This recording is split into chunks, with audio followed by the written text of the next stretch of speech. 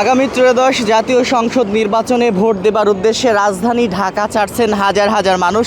এই মুহূর্তে আমি দাঁড়িয়ে রয়েছি গাবতলীর পর্বত এলাকায়। দেখতে পাচ্ছেন যে এখানে হাজার হাজার মানুষ গাড়ির জন্য অপেক্ষা করছেন, কিন্তু রাস্তাঘাটে কোনো যানবাহন নেই এবং যদিও কয়েকটি গাড়ি মাঝে মাঝে আসছে, তবে সেগুলোর ভাড়া তাদের নাগালের বাইরে। তারা বলছেন যে 500 টাকার ভাড়া, 2000, 1500, 1200 এমন দ্বিগুণ বা তিনগুণেরও বেশি ভাড়া হাঁকাচ্ছেন যারা এখানে পরিবহন সংশ্লিষ্ট রয়েছেন। তারা কিন্তু এমন ভাড়া হাঁকাচ্ছেন, তেমনটি দাবি করছেন। তবে সাধারণ মানুষ তারা বলছেন যে এই যে এত বেশি পরিমাণে ভাড়া দিয়ে, এত বেশি পরিমাণে টাকা দিয়ে গ্রামে ভোট দেবার মতো, যাবার মতো তাদের সাধ্য নেই, যার কারণে এখানে এই মুহূর্তে গাবতলী পর্বত এলাকায় যে আমিনবাজার ব্রিজটি রয়েছে, সে আমিনবাজার ব্রিজের পাড়ে হাজার হাজার মানুষ কিন্তু ভোট দেবার উদ্দেশ্যে এখানে রাস্তায় বসে পড়েছেন।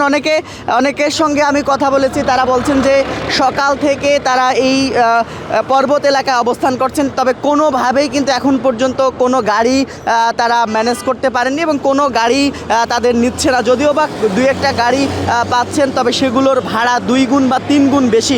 আইন শৃঙ্খলা রক্ষাকারী বাহিনীর সদস্যরাও কিন্তু এখানে রয়েছে, পুলিশ সদস্যরাও এখানে রয়েছে, তবে তারাও হিমশিম খাচ্ছে। এই যে যারা গাড়ির সঙ্গে জড়িত, তারা কিন্তু এই বাড়তি ভাড়ায় কিন্তু চাচ্ছেন এবং কোনোভাবেই কিন্তু কম ভাড়ায় কাউকে নিচ্ছেন না। যদিও 2-1টা গাড়ি আমরা দেখতে পাচ্ছি, সেগুলোর ভাড়া 2 গুণ বা 3 গুণ তেমনটি। কিন্তু একটু বলবেন আসলে কখন থেকে এখানে বসে পড়েছেন এবং কী জন্য এখানে বসে আছেন, যাচ্ছেন না কেন?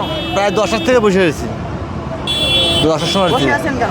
গাড়ির জন্য, গাড়ি নেই, ভাড়া বেশি দিচ্ছে। কত ভাড়া? 1200 চায়, 1500 চায়। কিভাবে যাবেন? কীভাবে যাওয়া যায়?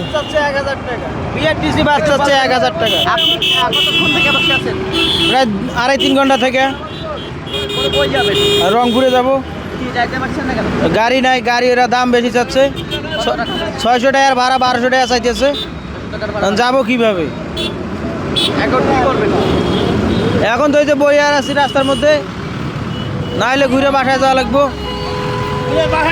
দর্শক, দেখাচ্ছিলাম এখানকার পরিস্থিতি, দেখাচ্ছিলাম সাধারণ যারা মানুষ, খেটে খাওয়া মানুষ, বিশেষ করে নিম্ন আয়ের যারা মানুষ রয়েছেন, তারা কিন্তু আসলে এত বেশি পরিমাণ বাড়তি ভাড়া দিয়ে কোনোভাবেই তারা যেতে পারবেন না, এমনটি কিন্তু তারা বলছিলেন। তবে আইন শৃঙ্খলা রক্ষাকারী বাহিনীর সদস্যরা থাকলেও তাদের তদারকি কতটুকু সেটি কিন্তু আমরা এখন পর্যন্ত দেখতে পাচ্ছি না এবং যানবাহনের সংখ্যা একেবারেই কম। কোনোভাবেই কিন্তু যানবাহন এখানে, বিশেষ করে দূরপাল্লার যে পরিবহন, সে দূরপাল্লার পরিবহনগুলো কিন্তু যাচ্ছে না।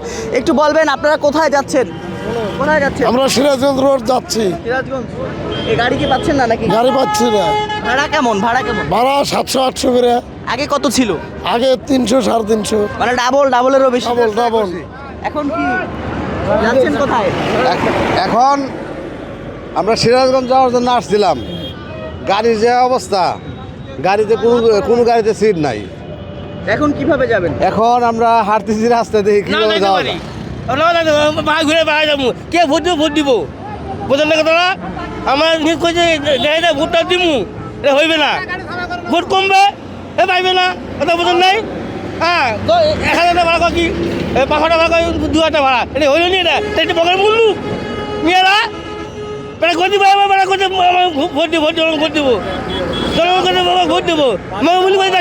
দর্শক, দেখাচ্ছিলাম সাধারণ মানুষের ক্ষোভ কিন্তু দেখাচ্ছিলাম। তারা বলছেন যে 2 গুণ 3 গুণ বেশি ভাড়া চাচ্ছে তাদের কাছ থেকে।